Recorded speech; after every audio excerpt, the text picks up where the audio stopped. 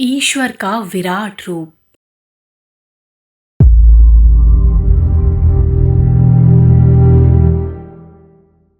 गायत्री मंत्र का प्रथम पद ओम भूर्भुवः स्वः ईश्वर के विराट स्वरूप की झांकी कराता है। भूर्भुवः स्वस्त्रयो लोका व्याप्त भू ब्रह्म तेषु हि स एव तथ्यतो ज्ञानी यस्तद्वेति विचक्षण। अर्थात भूः भुवः स्वः ये तीन लोक हैं, इनमें ओम ब्रह्म व्याप्त है।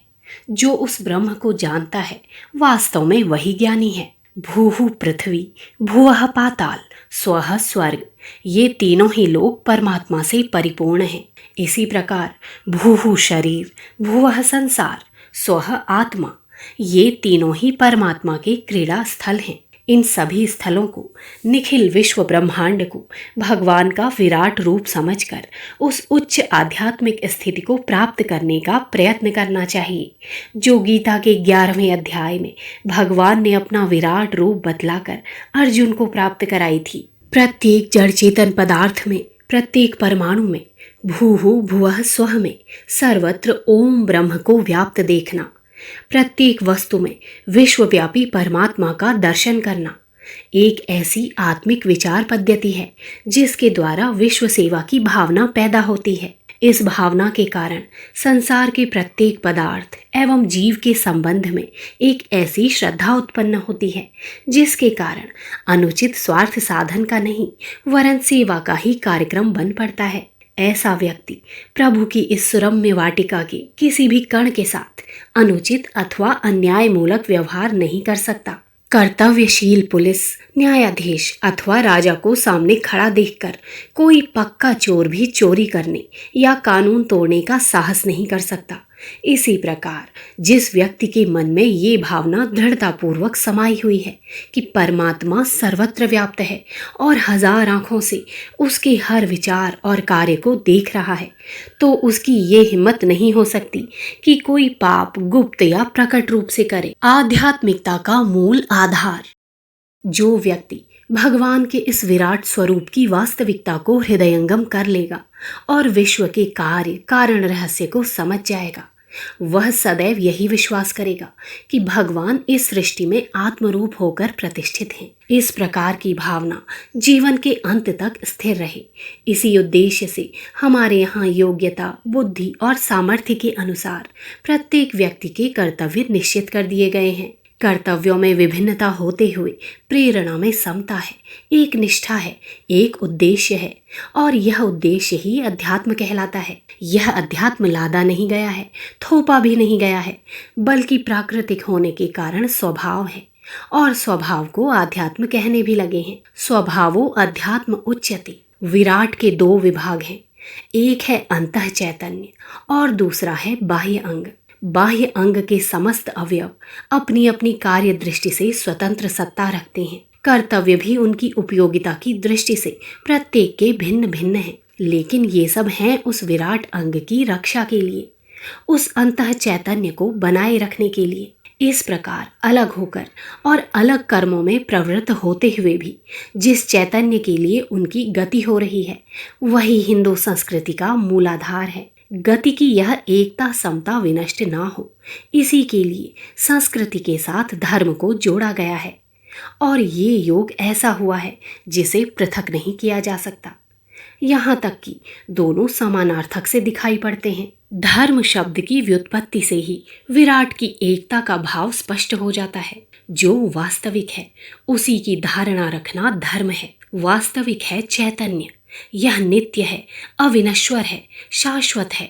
सभी धर्मों में आत्मा के नित्यत्व को, शाश्वतपन को स्वीकार किया गया है, लेकिन अंगांगों में पृथक दिखाई देते रहने पर भी जो उसमें एकत्व है उसको सुरक्षित रखने की ओर ध्यान न देने से विविध संप्रदायों की सृष्टि हो पड़ी है। तो भी धर्म की इस एकता को बनाए रखने, जागृत रखने की प्रवृत्ति अभी तक कायम है। यही कारण है कि संसार में नाना संप्रदायों, मजहबों की सृष्टि हुई, लेकिन आज उनका नाम ही शेष है। पर हिंदू अपनी विशालता के साथ जिंदा है।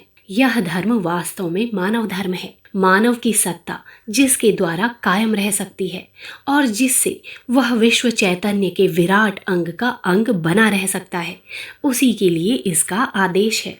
हमारे धर्म की सबसे बड़ी विशेषता उसकी अपनी विशिष्ट उपासना पद्धति है। विश्व आत्मा की उपासना के लिए उसके समय विभाग में कोई एक समय निश्चित नहीं है। उपासना देश और काल में विभाजित नहीं है। उनका तो प्रत्येक क्षण उपासनामय है। वे अपने विश्व चैतन्य को एक क्षण के लिए भी भूलना नहीं चाहते, बल्कि गतिविधि का प्रत्येक भाग इन चैतन्य देव के लिए ही लगाना चाहते हैं। विराट के 4 स्वरूप। हिंदू धर्म के पौराणिक ग्रंथों में ब्रह्मा जी का जो स्वरूप वर्णित है, उसमें उनके 4 मुख दिखलाए गए हैं। यह परमात्मा की सत्ता का एक अलंकारिक चित्र है। 4 मुख उसके 4 भेदों का दिग्दर्शन कराते हैं। इन 4 मुखों को ब्रह्म, ईश्वर, विष्णु और भगवान कहा जाता है। वैसे तो परमात्मा एक ही है, पर उससे उत्पन्न विश्व व्यवस्था को समझने के लिए उसके 4 विभाग कर दिए गए हैं। ब्रह्मा, सात्विकता की ऊंची कक्षा को ब्रह्म कहते हैं। वैसे तो परमात्मा सत, रज, तम तीनों गुणों में मौजूद है, पर उसकी ब्राह्मी ज्योति सतोगुण में ही है। सात्विक भाव ब्रह्म केंद्र से ही उत्पन्न होते हैं। मनुष्य के मन में यों तो अनेक प्रकार की इच्छाएं उत्पन्न होती रहती हैं, पर जब सतोगुणी आकांक्षाएं उत्पन्न होती हैं तो उनका उद्गम केंद्र, प्रेरक बिंदु वह ब्रह्म ही होता है। ऋषियों में, महात्माओं में, संतों में, सत्पुरुषों में हम परमात्मा का अधिक अंश देखते हैं। उन्हें परमात्मा के समीप समझते हैं और ऐसा मानते हैं कि परमात्मा की उन पर कृपा है। परमात्मा की विशेष सत्ता उनमें मौजूद है। यह सत का आधिक्य ही ब्राह्मी स्थिति है। पूर्ण सात्विकता में जो अधिष्ठित हो जाते हैं वे ब्रह्म निर्वाण प्राप्त कहे जाते हैं। मनुष्य की अंतः चेतना प्रकृति और पुरुष दोनों के संयोग से बनी हुई है। मन, बुद्धि और चित्त, अहंकार प्रकृति के भौतिक तत्वों द्वारा निर्मित है। जो कुछ हम सोचते, विचारते, धारण या अनुभव करते हैं वह कार्य मस्तिष्क द्वारा होता है। मस्तिष्क की इच्छा, आकांक्षा, रुचि तथा भावना इंद्रिय रसों तथा सांसारिक पदार्थों की भली बुरी अनुभूति के कारण होती है। मस्तिष्क में जो कुछ ज्ञान, गति और इच्छा है वह सांसारिक स्थूल पदार्थों के आधार पर ही बनती है। स्वयं मस्तिष्क भी शरीर का एक अंग है और अन्य अंगों की तरह वह भी पंच तत्वों से, प्रकृति से बना हुआ है। इस अंतःकरण चतुष्टय से परे एक और सूक्ष्म चेतना केंद्र है जिसे आत्मा या ब्रह्म कहते हैं। यह ब्रह्म सात्विकता का केंद्र है। आत्मा में से सदा ही सतोगुणी प्रेरणाएं उत्पन्न होती हैं। चोरी, व्यभिचार, हत्या, ठगी आदि दुष्कर्म करते हुए हमारा दिल धड़कता है, कलेजा कांपता है, पैर थरथराते हैं, मुंह सूखता है, भय लगता है और मन में तूफान सा चलता है। भीतर ही भीतर एक सत्ता ऐसा दुष्कर्म करने के लिए रोकती है। यह रोकने वाली सत्ता आत्मा है। इसी को ब्रह्म कहते हैं।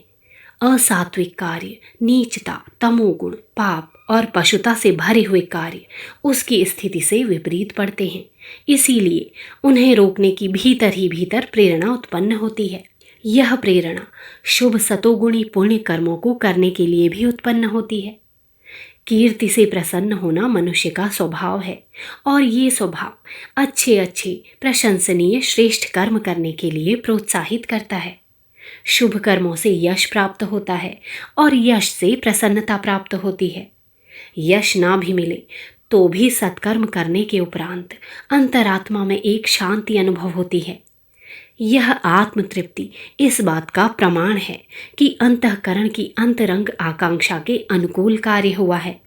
दया, प्रेम, उदारता, त्याग, सहिष्णुता, उपकार, सेवा, सहायता, दान, ज्ञान, विवेक की सुख शांतिमयी इच्छा तरंगे आत्मा में से ही उद्भूत होती हैं। यह उद्गम केंद्र ही ब्रह्म है। वेदांत दर्शन ने सारी शक्ति के साथ यही प्रतिपादित किया है कि आत्मा ही ईश्वर है। तत्वमसि, सोहम, शिवोहम, अयम आत्मा ब्रह्म, ऐसे सूत्रों का अभिप्राय यही है कि आत्मा ही ब्रह्म है। ईश्वर का प्रत्यक्ष अस्तित्व अपनी आत्मा में ही देखने की वेदांत की साधना है। अन्य ईश्वर भक्त भी अंतःकरण में परमात्मा की झांकी करते हैं। असंख्यों कविताएं एवं श्रुति वचन ऐसे उपलब्ध होते हैं जिनमें यह प्रतिपादन किया गया है कि बाहर ढूंढने से नहीं, अंदर ढूंढने से परमात्मा मिलता है।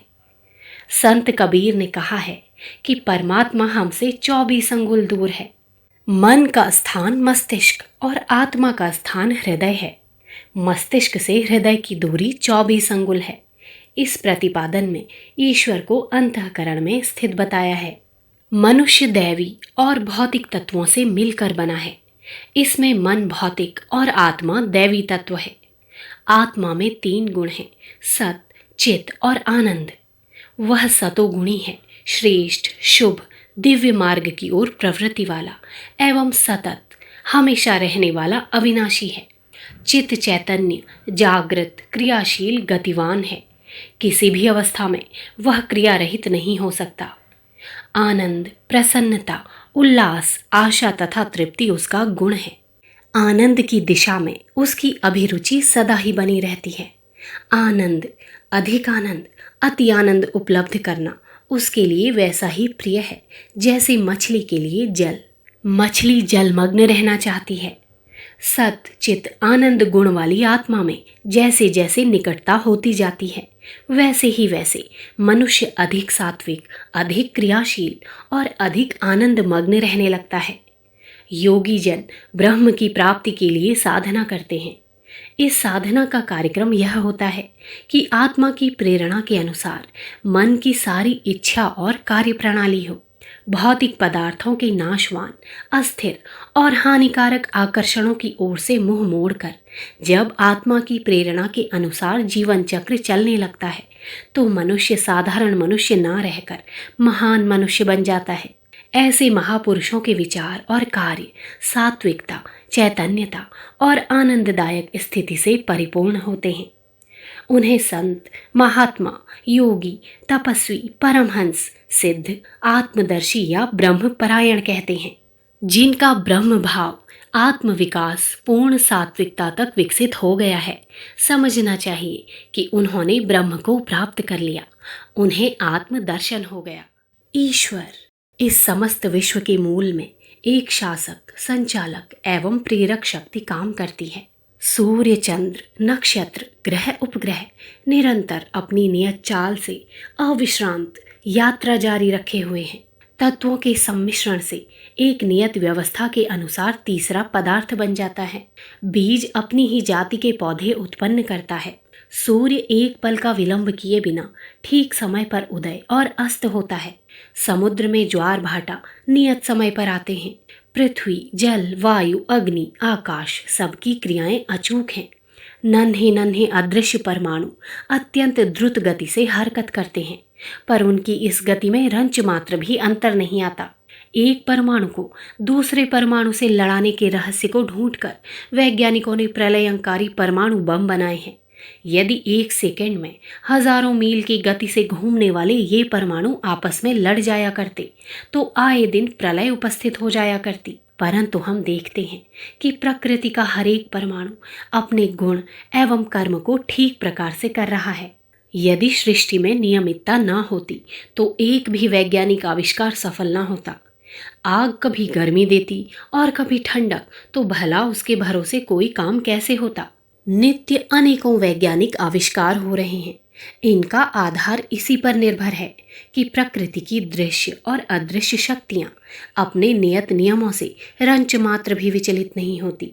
यह सर्वमान्य और सर्वविदित तथ्य है कि प्रकृति की समस्त क्रिया प्रणाली नियमित है। उसके मूलभूत नियमों में कभी अंतर नहीं पड़ता। इस नियमितता और गतिशीलता के मूल में एक सत्ता अवश्य है। विचार और प्राण से रहित जड़ प्रकृति अपने आप इस क्रियाकलाप को नहीं चला सकती। रेल, मोटर, इंजन, हवाई जहाज, तलवार, कलम आदि जितने भी निर्जीव यंत्र हैं, उनके चलाने वाला कोई न कोई सजीव प्राणी अवश्य होता है। इसी प्रकार प्रकृति की नियमितता और उद्गम का केंद्र भी कोई न कोई अवश्य है।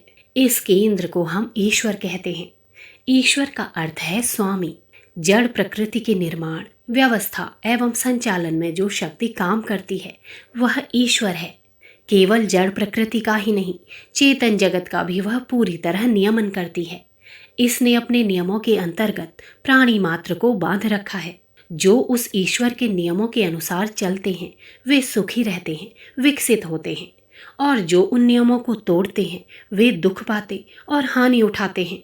स्वास्थ्य के नियमों पर चलने वाले सदाचारी, संयमी, मिताहारी लोग स्वस्थ रहते हैं, और चटोरे, दुराचारी, स्वेच्छाचारी लोग बीमारी, कमजोरी एवं अकाल मृत्यु के शिकार होते हैं। इसी प्रकार सामाजिक, मानसिक, बौद्धिक, आत्मिक, धार्मिक, आर्थिक, राजनैतिक क्षेत्रों में काम करने वाले ईश्वरीय नियमों का ठीक प्रकार से पालन करते हैं।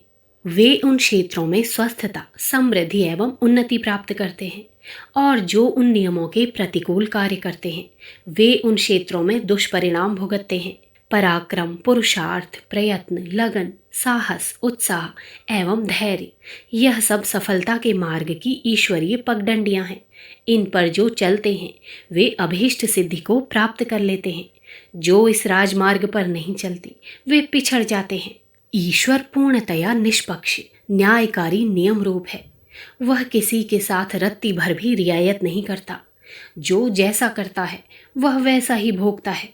अग्नि या बिजली के नियमों के अनुसार यदि उनसे काम लिया जाए तो वे हमारे लिए बहुत ही उपयोगी सिद्ध होती हैं, पर यदि अग्नि या बिजली का दुरुपयोग किया जाए तो वह भयंकर दुर्घटना उपस्थित कर देती है। इसी प्रकार जो लोग ईश्वरीय नियमों के अनुसार काम करते हैं उनके लिए ईश्वर वरदाता, त्राता, रक्षक, सहायक, कृपा सिंधु और भक्तवत्सल है।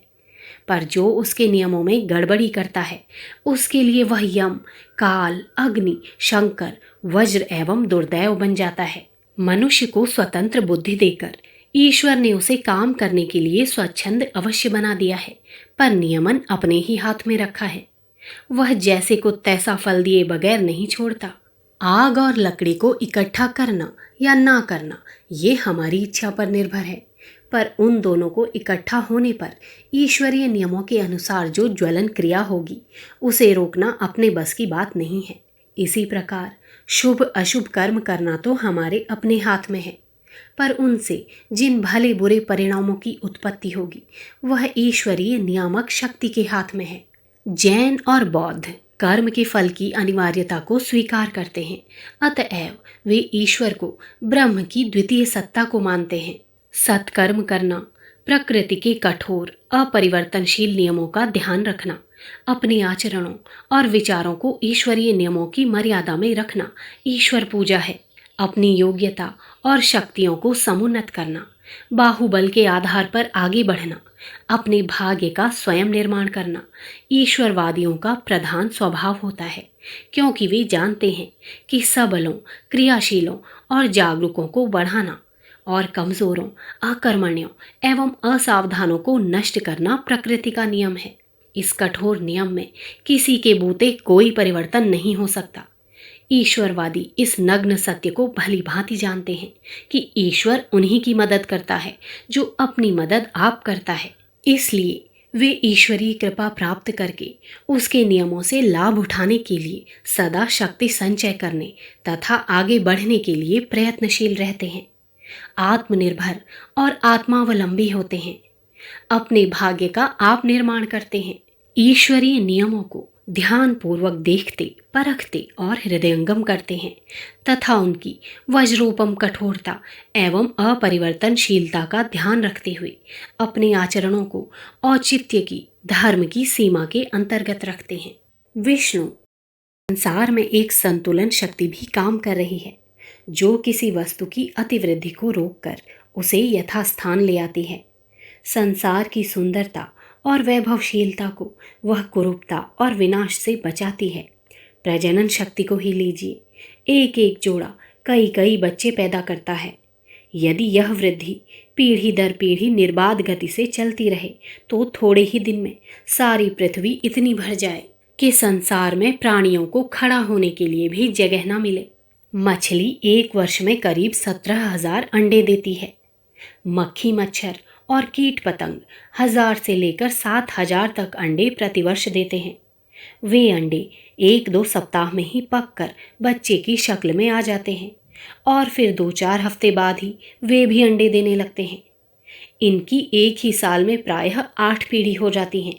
यदि ये सब बच्चे जीवित रहें तो 10-5 साल में ही सारा संसार उनमें से एक जाति के रहने के लिए भी पर्याप्त ना रहेगा। चींटी, दीमक, टिड्डी आदि कीड़े भी तेजी से बढ़ते हैं। सुअर, बकरी आदि भी तेजी से प्रचुर संतान वृद्धि करते हैं। एक जोड़ा स्त्री पुरुष भी औसतन 8-10 बच्चे पैदा करता है। यह अभिवृद्धि यदि ना रुके तो संसार के सम्मुख 10-5 वर्ष में ही बड़ी विकट परिस्थिति उत्पन्न होकर खड़ी हो सकती है। परंतु लाखों करोड़ों वर्ष प्राणियों को इस पृथ्वी पर हो गए, ऐसी परिस्थिति कभी भी उत्पन्न नहीं हुई। सृष्टि की संतुलन शक्ति उस विषमता को उत्पन्न होने से रोके रहती है। दुर्भिक्ष, भूचाल, महामारी, युद्ध तथा किसी न किसी दैवी प्रकोप द्वारा प्रकृति प्राणियों की प्रजनन शक्ति से उत्पन्न होने वाले खतरे का निराकरण करती रहती है। रात्रि का अंधकार एक सीमा तक बढ़ता है। इस बढ़त को प्रकृति रोकती है और पुनः दिन का प्रकाश लाती है। मध्याह्न तक सूर्य की तेजी बढ़ती है, फिर घटने लगती है। समुद्र में ज्वार आते हैं, फिर थोड़े समय बाद उसका प्रतिरोधी भाटा आता है। चंद्रमा घटते घटते क्षीण होता और फिर बढ़ने लगता है। गर्मी के बाद सर्दी और सर्दी के बाद गर्मी का मौसम आता है। मरने वाला जन्मता है और जन्मने वाला मृत्यु की तैयारी करता है। सृष्टि के सौंदर्य का क्रम यथावत चला आता है। उसका बैलेंस बराबर कायम रहता है, संतुलन बिगड़ने नहीं पाता। पुराणों में ऐसे वर्णन आते हैं कि देवताओं को जब असुर सताते हैं तो वे इकट्ठे होकर विष्णु भगवान के पास जाते हैं और प्रार्थना करते हैं कि हमारी रक्षा कीजिए। कई पुराणों में ऐसी कथाएं मिलती हैं कि पृथ्वी पर जब अधर्म बढ़ा तो धरती माता गौ का रूप धारण कर विष्णु भगवान के पास गई और उनसे प्रार्थना की, अब मुझसे पाप का बोझ नहीं सहा जाता, मेरा उद्धार कीजिए। देवताओं की रक्षा करने तथा पृथ्वी का भार उतारने के लिए विष्णु भगवान अवतार धारण करते हैं। गीता में भी ऐसी ही प्रतिज्ञा है।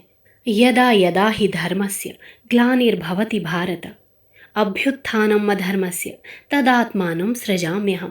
बुराइयों में ये गुण है कि वे आसानी से और तेजी के साथ बढ़ती हैं।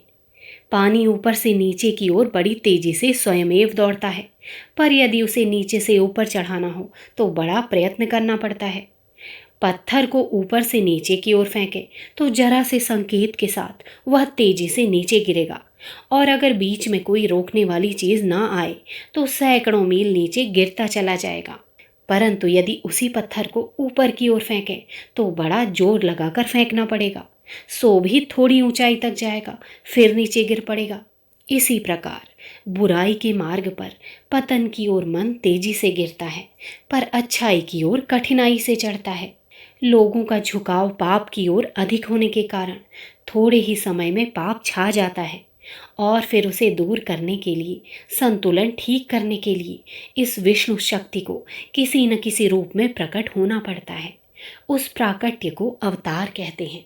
शरीर में रोगों के विजातीय विषैले परमाणु इकट्ठे हो जाने पर रक्त की जीवनी शक्ति उत्तेजित होती है और उन विषैले परमाणुओं को मार भगाने के लिए युद्ध आरंभ कर देती है। रक्त के श्वेत कणों और रोग कणों में भारी मारकाट मचती है, खून खच्चर होता है। इस संघर्ष को बीमारी कहते हैं। बीमारी में पीड़ा, फोड़ा, पीव, पसीव, दस्त, उल्टी, जलन आदि लक्षण होते हैं। युद्ध में चोट लगती है, दर्द होता है, यही बीमारी की पीड़ा है। खून खच्चर होता है, यही पीव, यही दस्त आदि हैं। बीमारी का प्रयोजन शरीर को निर्दोष बनाना है। अवतार शक्ति का भी यही कार्य होता है। जब रावण, कंस, हिरण्यकश्यप सरीखे कुविचार के प्रतिनिधि अधिक बढ़ जाते हैं तो पापों की प्रतिक्रिया स्वरूप अंतरिक्ष लोकों में हलचल मचती है और उस विषमता को हटाने के लिए अवतार प्रकट होता है। जब ग्रीष्म ऋतु का ताप असह्य हो जाता है तो उसे शांत करने के लिए मेघमालाएं गरजती हुई चली आती हैं। पापों की अभिवृद्धि का नियमन करने के लिए वैष्णवी सत्ता अवतार धारण करके प्रकट होती है और भीषण संघर्ष उत्पन्न करके शांति स्थापित करती है। परित्राणाय साधूनाम विनाशाय च दुष्कृताम, अवतार का यही उद्देश्य होता है। धर्म की संस्थापना के लिए वह बार बार प्रकट होता है। अवतार समष्टि आत्मा का, परमात्मा का प्रतीक है। सभी आत्माओं की एक सम्मिलित सत्ता है जिसे विश्व मानव या समाज की एक सम्मिलित आत्मा कहते हैं। यही परमात्मा है। एक मनुष्य यह चाहता है कि मैं सुखपूर्वक रहूं, मेरे साथ में सब प्रेम, भलाई एवं सहयोग का बर्ताव करें। कोई ये नहीं चाहता कि मेरे साथ चोरी, हिंसा, ठगी, कठोरता या अन्याय का बर्ताव हो। यही इच्छा विश्व मानव की समिति आत्मा या परमात्मा की है। अवतार धर्म की रक्षा के लिए होता है। अधर्म अर्थात विश्व मानव की इच्छाओं के प्रतिकूल कार्य जब संसार में अधिक बढ़ जाते हैं तो उसे दूर करने के लिए विश्व मानव के अंतस्थल में प्रतिक्रिया होती है और विरोध का उफान उबला पड़ता है। इस उफान को अवतार के नाम से पुकारा जाता है। अवतार एक अदृश्य प्रेरणा है। सूक्ष्म वातावरण में परमात्मा की इच्छा का आवेश भर जाता है।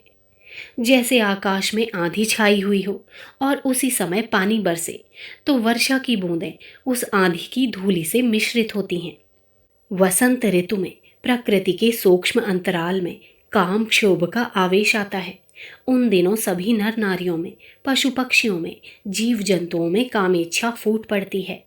भय, क्रोध, हिंसा, सांप्रदायिक, राजनैतिक तनाव, घृणा तथा सत्कर्मों की भी एक लहर आती है। वातावरण में आवेश आता है।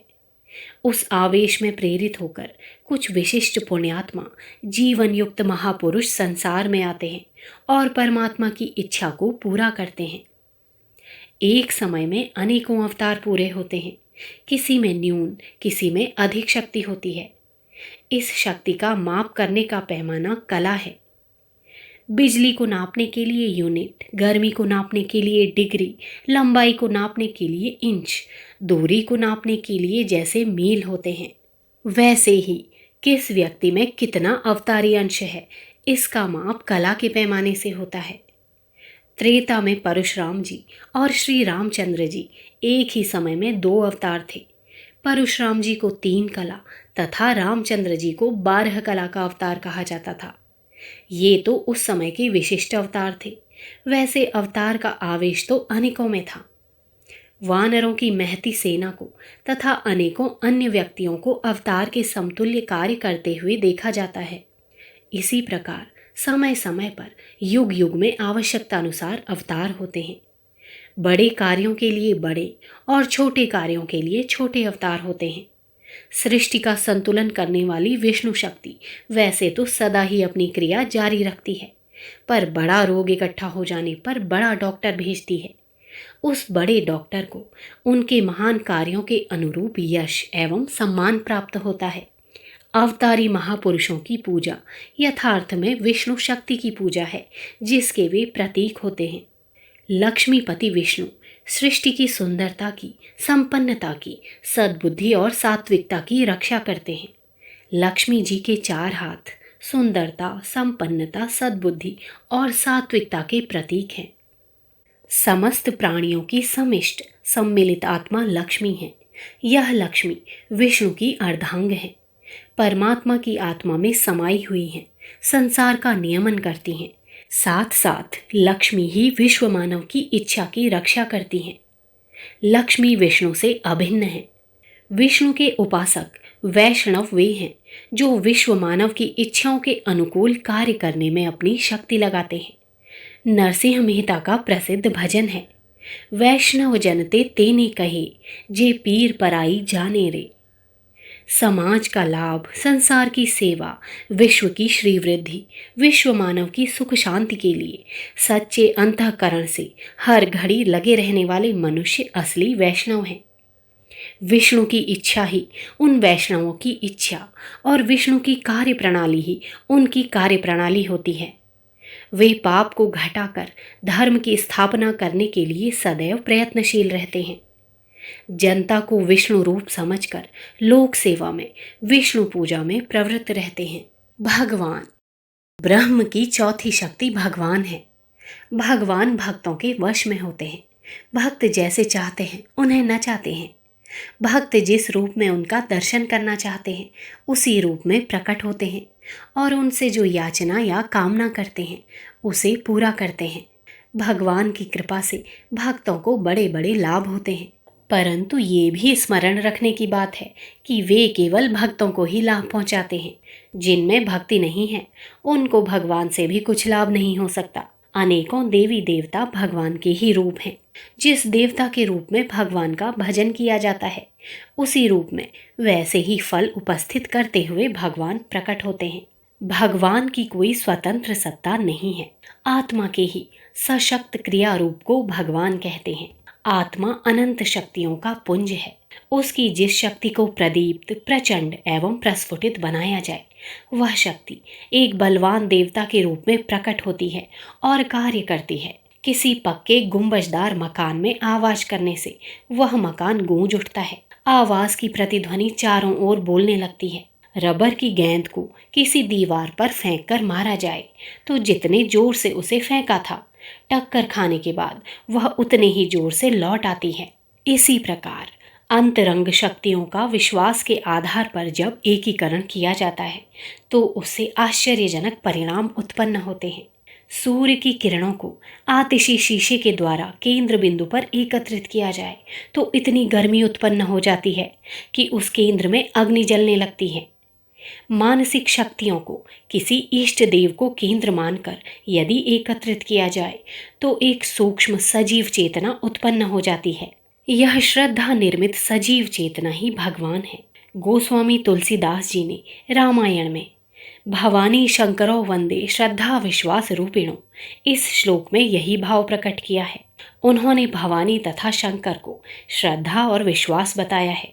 श्रद्धा साक्षात भवानी है और विश्वास मनुष्य को मृत्यु के मुख से बचा सकता है और जीवित मनुष्य को क्षण भर में रोगी बनाकर मृत्यु के मुख में धकेल सकता है।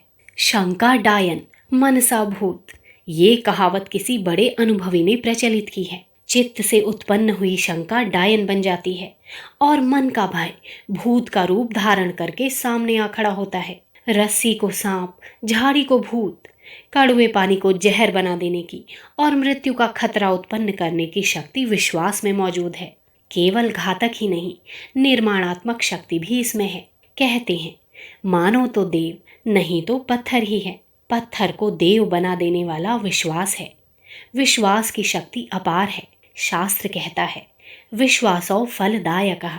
मंत्र शक्ति तथा देव शक्ति और कुछ नहीं, आत्मशक्ति या इच्छा शक्ति का दूसरा नाम है। ध्यान, जप, अनुष्ठान आदि की योगमयी साधनाएं एक प्रकार का मानसिक व्यायाम है। जैसे शारीरिक व्यायाम करने से देह पुष्ट होती है और निरोगता, सुंदरता, दीर्घायु, भोग, सुख, सहन शक्ति, धन उपार्जन तथा कठिन कष्ट साध्य कामों को पूरा करने की प्रत्यक्ष सिद्धियां प्राप्त होती हैं, वैसे ही मानसिक साधनाओं द्वारा, आराधना, उपासना द्वारा मनोबल बढ़ता है और उससे नाना प्रकार की अलौकिक शक्तियां उत्पन्न होती हैं। मंत्र शक्ति, देव शक्ति से जो कार्य पूरे होते हैं वे किसी दूसरे के द्वारा प्राप्त नहीं होते, वरन अपने ही पुरुषार्थ द्वारा, अपनी आत्मशक्तियों द्वारा उपलब्ध होते हैं। साधना एक वैज्ञानिक प्रक्रिया है जिसके द्वारा आत्मशक्तियां बलवान होती हैं और मन चाहे परिणाम उपस्थित करती हैं। भक्त भगवान का पिता है। अपनी भक्ति के द्वारा वह अपने भगवान को उत्पन्न करता और पुष्ट करता है। जो अपने भगवान को जितना भक्ति का, साधना का दूध पिलाता है उसका भगवान उतना ही बलवान हो जाता है और जितना उसमें बल होता है उतना ही महत्वपूर्ण परिणाम वो उपस्थित करता है। प्रहलाद का भगवान इतना बलवान था कि खंभा चीर डाला। नरसी का भगवान हुंडी बरसा सकता था, परंतु हमारे भगवानों में वो बल नहीं है। किसी के भगवान स्वप्न में या जागृत अवस्था में दर्शन दे सकते हैं, किसी के भगवान भविष्य का कोई संकेत कर सकते हैं, किसी के भगवान विपत्ति में सहाय हो सकते हैं। तात्पर्य ये है कि जिसने अपने भगवान को जिस योग्य बनाया होगा वह वैसे ही वरदान देने के लिए, वैसी ही सहायता करने के लिए तैयार रहेगा। वस्तुतः मनोबल ही भगवान है। मनोबल को बढ़ाने के तरीके अनेकों हैं। योग साधना का भारतीय तरीका ही एकमात्र उपाय नहीं है। संसार में अनेकों साधन और उपाय इसके लिए हैं। विश्वास के आधार पर मनोबल बढ़ता है। कई व्यक्ति बिना योग साधना के भी अपने स्वावलंबन, आत्मविश्वास, अध्यवसाय, साहस, सत्संग एवं पराक्रम के द्वारा अपना मनोबल बढ़ा लेते हैं और वही लाभ प्राप्त करते हैं जो भक्तों को भगवान प्रदान करते हैं। अनेक अनीश्वरवादी व्यक्ति भी बड़े बड़े सिद्ध हुए हैं। राक्षस लोग देवताओं से अधिक साधन संपन्न थे। असुरों को बड़े बड़े अद्भुत वरदान प्राप्त थे। आज भी वैज्ञानिक लोग बड़े बड़े अद्भुत आविष्कार कर रहे हैं। इन सब के मूल में उनकी मानसिक विलक्षण शक्तियां काम कर रही हैं। ये भगवान की ही कृपा है।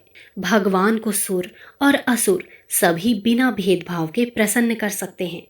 उनका अनुग्रह और वरदान प्राप्त कर सकते हैं। ब्रह्म की मूल सत्ता निर्लिप्त है, वो नियम रूप है। व्यक्तिगत रूप से किसी पर प्रसन्न या अप्रसन्न नहीं होती।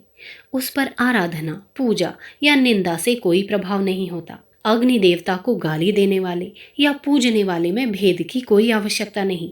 जो भी उसके नियमों के अनुरूप चलेगा वो लाभ उठाएगा, और जो अग्नि को अनियमित रूप से छुएगा वो निश्चयपूर्वक जल जाएगा। आत्मा का, ईश्वर का, विष्णु का यही नियम है। पर भगवान की लीला विचित्र है। वे भक्त वत्सल हैं। उन्हें जो जिस भाव से भजता है, कुएं की आवाज की तरह से उसे वे वैसे ही भजने लगते हैं। कीर्तन, कथा, जप, तप, पूजा पाठ, ध्यान, भजन ये भगवान की प्रसन्नता के लिए ही हैं। श्रद्धा और विश्वास ना हो तो सारे अनुष्ठान निष्फल हैं। भगवान से, आत्मबल से आस्तिक नास्तिक सभी अपने अपने ढंग से लाभ उठाते हैं। संसार के महापुरुषों की जीवनियां पढ़ने पर उनके अद्भुत आश्चर्यजनक कार्यों का जो विवरण मिलता है उससे हम आश्चर्यचकित रह जाते हैं और सोचते हैं कि किसी देवता की कृपा से ही वे इतने बड़े कार्यों को पूरा कर सके होंगे। वह देवता भगवान है जिसे मनोबल भी कहते हैं। प्रयत्न से, साधना से, विश्वास से, श्रद्धा भक्ति से मनोबल बढ़ता है और फिर उसकी सहायता से बड़े बड़े कठिन कार्य पूरे हो जाते हैं। मैस्मरिज्म विद्या जानने वाले अपने अकिंचन मनोबल से बड़े बड़े खेल दिखाते हैं। ये बल अधिक हो जाता है तो जिस दिशा में भी चाहे मनुष्य मोर्चे पर मोर्चा फतह करता हुआ आगे बढ़ता जाता है। अनायास अप्रत्याशित सुअवसर भी उसे प्राप्त होते हैं।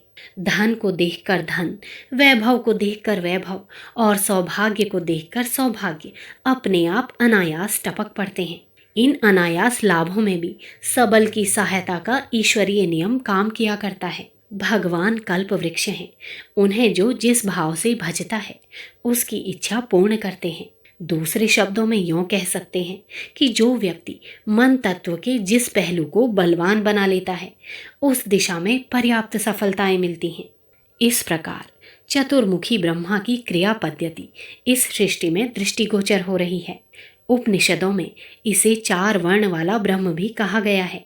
सत प्रधान आत्मा को ब्राह्मण, शासनकर्ता को स्वामी, ईश्वर को क्षत्रिय, लक्ष्मीपति विष्णु को वैश्य एवं भक्त के वश में पड़े हुए भक्त की इच्छानुसार कार्य करने वाले भगवान को शूद्र कहा जाता है। यह विचार भेद उसकी शक्तियों का रूप समझने और समझाने के लिए आचार्यों ने उपस्थित किया है। वस्तुतः उसकी अनंत शक्तियां हैं और वह मनुष्य की बुद्धि की पहुंच से बहुत अधिक आगे है। ईश्वरवाद की व्याख्या और वास्तविकता। यद्यपि ईश्वर संसार का मूल आधार है और सृष्टि के आदि से सभी मनुष्य किसी न किसी रूप में उसे मानते आए हैं, तो भी विद्वानों में इस संबंध में काफी मतभेद हैं। खासकर दार्शनिक विद्वान तो केवल उसकी बात को ही स्वीकार कर सकते हैं जो तर्क संगत हो। इस दृष्टि से ईश्वरवाद के सिद्धांत की विस्तार पूर्वक व्याख्या की जानी आवश्यक है। वैदिक ईश्वरवाद का विश्लेषण करने पर हम उसके अंतर्गत निम्न तत्वों का समावेश पाते हैं। पहला, ईश्वर हमारे गुप्त कार्यों और विचारों को भी जानता है, वह बहुत बल वाला है। दूसरा, ईश्वर प्रसन्न होने पर भौतिक सुख सामग्रियां और परलोक में स्वर्ग एवं मोक्ष देता है। तीसरा, वह नाराज होने पर दैविक, दैहिक और भौतिक कष्ट देता है। चौथा, धर्माचरण और उपासना से वह प्रसन्न होता है, पापी और नास्तिक पर अप्रसन्न होता है। अनेकानेक मंत्र, सूत्र और श्लोक इन्हीं 4 धारणाओं के आसपास चक्कर लगाते हैं, अर्थात नाना प्रकार से इन्हीं 4 बातों का प्रतिपादन और उपदेश करते हैं। अब हमें विचार करना चाहिए कि कैसी बुद्धिमत्तापूर्वक मानसिक शासन करने की ये व्यवस्था है। ईश्वर सर्वव्यापक होने से हमारे सब कामों को देखता है। यह शासन की अत्यंत व्यापकता के लिए है। देखा गया है कि पुलिस थाने के पास चोर लोग उपद्रव नहीं मचाते, पर जहां पुलिस की पहुंच कम और देर में होती है, वहां चोरियां डकैतियां अधिक होती हैं। भरी हुई चलने वाली सड़कों पर तो लूट नहीं हो सकती, पर निर्जन स्थानों में लुटेरों की खूब घात लगती है। प्रकाश की अपेक्षा अंधकार में अपराध अधिक होते हैं। इससे प्रतीत होता है कि दुष्टता भरे काम की अधिकता एवं न्यूनता इस बात पर निर्भर है कि चोर को कोई देखता है या नहीं, देखने वाला पहलवान है या नहीं। बंदर किसी छोटे बच्चे को कमजोर समझकर उसके हाथ से रोटी छीन ले जाता है, पर बड़े आदमी की ओर बढ़ने में उसकी हिम्मत नहीं पड़ती, क्योंकि बंदर जानता है कि बलवान आदमी सहज में रोटी नहीं छीनने देगा और डंडे से हड्डी पसली तोड़ कर रख देगा। ईश्वर अनंत बल वाला है, सर्वव्यापक है और पाप से अप्रसन्न होता है। इसका अर्थ दूसरे शब्दों में ये हो सकता है कि कोई हाथी जैसे बल वाला पुलिस का खुफिया सिपाही हाथ में संगीन और हथकड़ी लिए अदृश्य रूप से हमारी निगरानी के लिए हर वक्त सिर के ऊपर उड़ता फिरता है। यह विश्वास जितना ही अधिक सच्चा, स्पष्ट और बलवान होता है, उतना ही मनुष्य धर्मप्रिय बन जाता है। उपरोक्त विश्वास जितना ही संशयात्मक, अस्पष्ट, धुंधला और निर्बल होता है, उतना ही स्वच्छंदता एवं दंभिकता बढ़ती जाती है। अपराधी मनोवृत्ति उसी मात्रा में बढ़ती जाती है। ईश्वरीय शासन नहीं है, संदेहात्मक एवं निर्बल है। ऐसी मान्यता बढ़ने से मानसिक अराजकता बढ़ती है।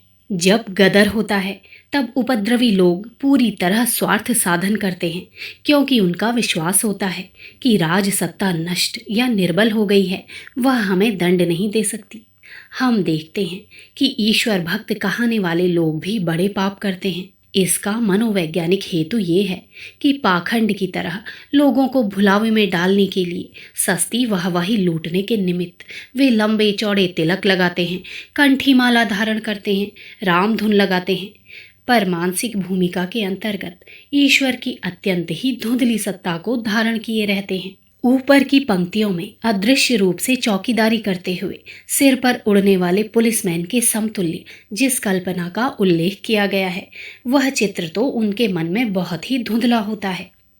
इसलिए मानसिक अराजकता के अंधेरे में उनकी पशु प्रवृत्तियां मनमानी करती रहती हैं। ईश्वरवाद का प्रथम सिद्धांत ही आधारभूत है। ऐसी घड़ी किस काम की जिसमें सुइयां न हो। बेपैंदी का लोटा भला किसी की क्या प्यास बुझा सकता है। वेद के जितने ही मंत्रों में ईश्वर संबंधी वर्णन है, उनके अधिकांश भाग में ईश्वर के महानता सूचक गुणों का गान है। उन गुणों में भी सर्वव्यापकता और बलशालीनता का उल्लेख अधिक किया गया है। प्रयोजन ये है कि मनुष्यों के मस्तिष्क में ये चित्र बहुत ही साफ और सुदृढ़ बन जाए कि वह अनंत बल वाला है। शंख, चक्र और गदा जैसे कठोर दंड शस्त्रों से सुसज्जित ईश्वर पाप से बहुत कुढ़ता है और हमारी चौकीदारी के लिए अदृश्य रूप से हर घड़ी साथ रहता है। जिसके मन में ये कल्पना चित्र जितना अधिक गहरा और श्रद्धा विश्वासमय है, वह उतना ही बड़ा आस्तिक है। जिसके अंतःकरण में यह विश्वास जितना निर्बल है, वह उतने ही अंशों में नास्तिक है। ईश्वरवाद के 4 सिद्धांतों में ऊपर कहा हुआ सर्वव्यापकता का सिद्धांत प्रमुख है। शेष 3 उसकी पूर्ति के लिए हैं। प्रसन्न प्रलोभन का तत्व मौजूद है, जो पशु स्वभाव को ललचाने के लिए आवश्यक है। धर्म ग्रंथों का बहुत बड़ा अंश महात्म्य के वर्णन में लिखा हुआ है। गंगा स्नान से पाप कट जाते हैं, सत्यनारायण की कथा सुनने से धन प्राप्त होता है। शंकर जी औघड़दानी हैं, वे खुश हो जाएं तो माला माल कर देते हैं। हनुमान जी रोगों, भूत पिशाचों को मार भगाते हैं। तुलसी पूजन से लड़की को अच्छा वर एवं लड़के को गुड़िया सी बहू मिलती है। ब्रह्म कुंड में स्नान करने से संतान होती है। हर एक तीर्थ का, व्रत उपवास का, पुस्तक सुनने और पढ़ने का, सत्संग का, छोटे से बड़े तक सभी उत्तम कामों के हिंदू धर्म ग्रंथों में बड़े बड़े महात्म्य लिखे मिलते हैं। वह सब मनुष्य के पशु स्वभाव को ललचाने के लिए हैं।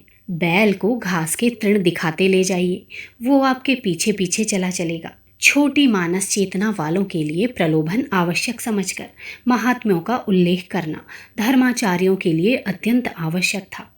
इसके बिना वो कार्य आगे ना बढ़ता और गाड़ी रुक जाती। ईश्वर के संबंध में भी उन्हें इसी नीति का अवलंबन करना पड़ा। तार्किक लोग अक्सर ये कहते सुने जाते हैं कि भजन का कुछ महात्म्य नहीं, भजन करने वालों को कोई ऐसी संपदा नहीं मिलती जो भजन ना करने वालों को ना मिलती हो। यदि मिलती है तो उसमें उनका कर्तव्य हेतु होता है, भजन नहीं। ऐसे महानुभावों से हमारा निवेदन है कि वे हर बात में तर्क ना करें। दूध पीने से चोटी बढ़ जाएगी, ऐसे उपदेश माताएं अपने बच्चों को अधिक दूध पिलाने के लिए करती हैं। अमुक काम कर लाएगा तो राजा बेटा हो जाएगा। ऐसे ऐसे प्रलोभनों के द्वारा माताएं अपने बालकों को आज्ञानुवर्ती बनाती हैं। यदि माताएं इस मार्ग को छोड़कर अधिक दूध पिलाने के लिए बच्चों को ये समझाएं कि दूध में विटामिन, कैल्शियम, फास्फोरस, प्रोटीन आदि ऐसे तत्व हैं जो रक्त के श्वेत कीटाणुओं की वृद्धि करते हैं, तो ये उपदेश सत्य होने पर भी निरर्थक होगा। आज्ञानुवर्ती बनाने के लिए यदि वे राजा बेटा होने का प्रलोभन छोड़ दें और मनुस्मृति के श्लोक खोलकर धर्म के उपदेश सुनाएं और बच्चों को अल्पज्ञ होने के कारण माता की आज्ञा मानने से ही अधिक मानसिक विकास होता है, ऐसा उपदेश करें, तो वह निरर्थक होगा। तार्किक कह सकते हैं कि माता झूठ बोलती है, चोटी बढ़ाने और राजा बेटा होने का प्रलोभन असत्य है, परंतु इतना कहने से ही काम ना चलेगा। उन्हें वास्तविकता की पेचीदगी तक पहुंचना होगा।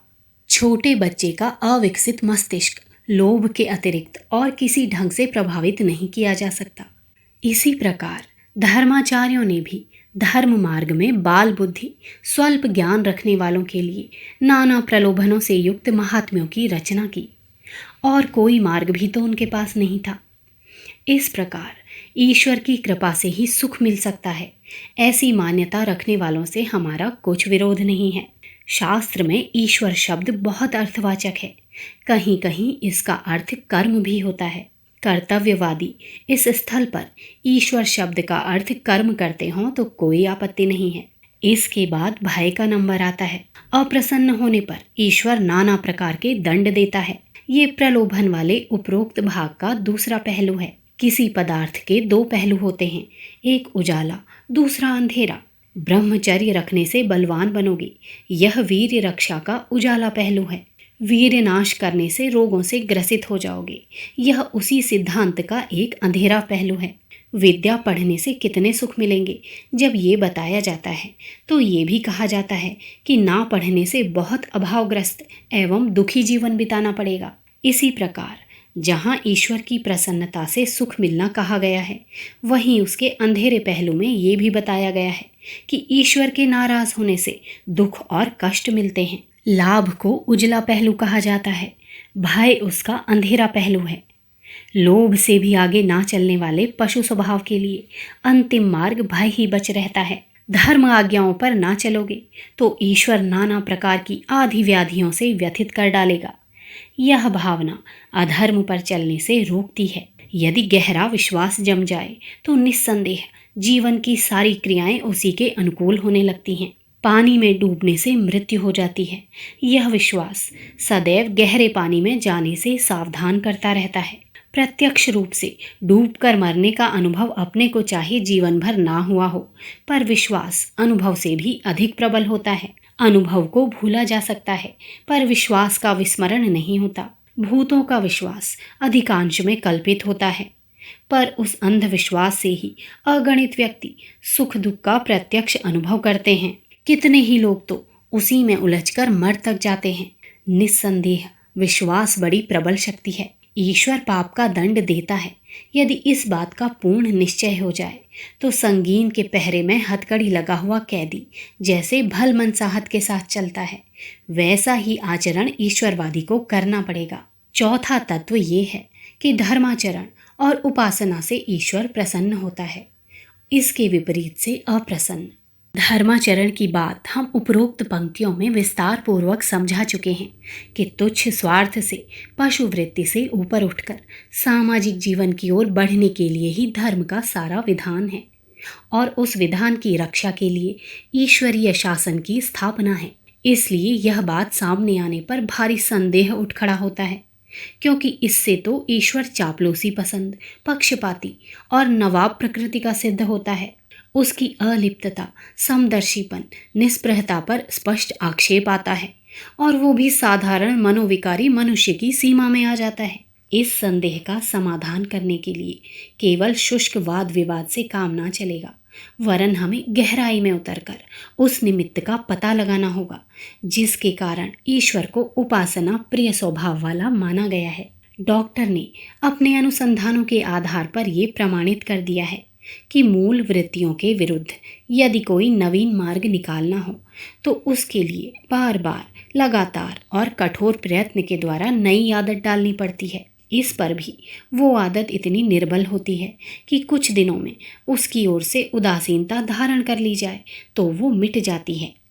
इसलिए ऐसी आदतों को सुरक्षित करने के लिए निरंतर प्रयत्न करते रहना पड़ता है। यह अनादि सत्य वैदिक ऋषियों को भी ज्ञात था।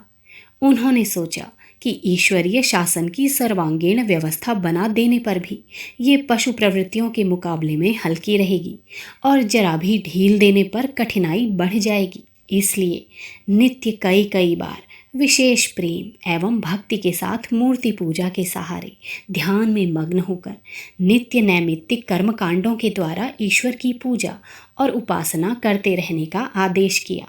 पतंग बनाई जाए, उसमें डोरी बांधी जाए, हवा में उड़ाई जाए, पर उसके बाद डोरी को हाथ से छोड़ दिया जाए तो सारा प्रयत्न निरर्थक हो जाए। जब तक पतंग को हवा में उड़ाना है तब तक डोरी को हाथ में रखना चाहिए, उसकी गतिविधि का संचालन करना चाहिए। फौजी सिपाहियों को नित्य परेड करनी पड़ती है ताकि वो उस शिक्षा को भूल न जाएं, वरन अभ्यस्त बने रहें।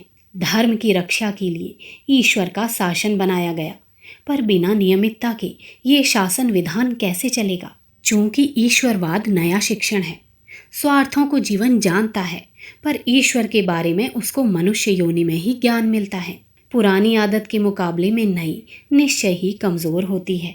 जंगली सुग्गा बेर और जामुन खाया करता है, पर सोने के पिंजड़े में दाख और अंगूर खाने का नया सुख ग्रहण करने के लिए पकड़ा जाना पसंद नहीं करता। पिंजरे में उत्तम रहन सहन मिलने पर भी वो फिर से उड़ जाने का यत्न किया करता है। पिंजड़े की तीलियों से लड़ते हुए भागने का उसका ये यत्न नित्य ही देखा जा सकता है। यदि पिंजड़ा कमजोर हो तो संभव है कि नई सुव्यवस्था को ठुकराकर सोगा उड़ जाए, चाहे उसे जंगल में कष्ट ही क्यों न सहना पड़े। यही देवासुर संग्राम मनुष्य के मन में नित्य होता है। आगे बढ़ने और पीछे हटने की रस्साकसी ही खिंची रहती है। ढील पड़ते ही गुड़ गोबर हो सकती है। इसलिए ईश्वरवाद के आचार्यों ने इस बात पर बहुत जोर दिया है कि ईश्वर की नित्य उपासना करनी चाहिए। इसके बिना ईश्वरीय शासन पर विश्वास करने का लाभ प्राप्त नहीं हो सकता। यही लाभ प्राप्त करना, ईश्वर की प्रसन्नता एवं उसे प्राप्त ना कर पाना, उसकी अप्रसन्नता के अर्थों में कहा गया है। हम मानते हैं कि ईश्वर निष्प्रह है, उसे निंदा स्तुति की आवश्यकता नहीं, परंतु ये भी मानना पड़ेगा कि नित्य की उपासना किए बिना ईश्वरीय शासन का विश्वास मन में दृढ़ बनाए रखना कठिन है। प्रसन्नता अप्रसन्नता को आलंकारिक शब्दों में यहाँ इसी प्रयोजन से प्रयोग किया गया है। प्रसन्न होना सुख देना, अप्रसन्न होना दुख देना। ईश्वर के इस कार्यक्रम पर हम मोटी दृष्टि से वाद विवाद करके किसी ठीक निश्चय पर नहीं पहुंच सकते। यदि हम आज इसका भावार्थ यों समझें कि ईश्वर उपासना में मनुष्य अपने पशु स्वभाव को दबाए रखकर सुख शांतिमय जीवन बिताता रह सकता है, तो ये अर्थ ठीक शास्त्रकार की आंतरिक इच्छा के ही अनुकूल होगा। महात्म्यों का वर्णन करते समय प्रलोभनों का समावेश जिस दृष्टि से हुआ है, उसी दृष्टि से उपासना से ईश्वर के प्रसन्न होने और सुख देने का वर्णन है। मूल तात्पर्य इतना ही है कि ईश्वरीय विश्वासों को दृढ़ रखने का निरंतर अभ्यास रखना आवश्यक है, जिससे धर्माचरण के लिए हमारे पूज्य पूर्वजों ने जो गूढ़ मानसिक रहस्यों के आधार पर ईश्वरवाद की महत्वपूर्ण व्यवस्था बनाई है, वह सुदृढ़ और सुव्यवस्थित बनी रहे। ईश्वर की अनुभूति कैसे हो? जो वस्तु जितनी सूक्ष्म होगी वह उतनी ही व्यापक होगी। पंचभूतों में पृथ्वी से जल, जल से वायु, वायु से अग्नि और अग्नि से आकाश सूक्ष्म है, इसलिए एक दूसरे से अधिक व्यापक हैं।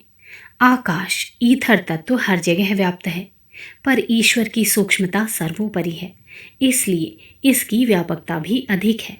विश्व में रंच मात्र भी ऐसा स्थान नहीं है जहाँ ईश्वर ना हो।